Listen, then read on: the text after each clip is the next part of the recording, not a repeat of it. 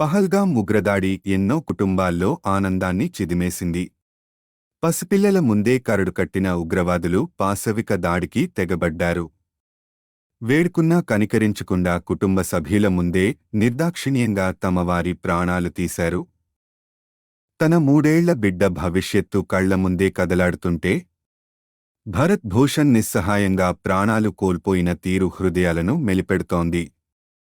కశ్మీర్లో మినీ స్విట్జర్లాండ్గా పేరొందిన పహల్గాం సమీప బైసరన్ లోయలో ఉగ్రవాదులు మంగళవారం భీకర దాడికి పాల్పడిన సంగతి తెలిసిందే.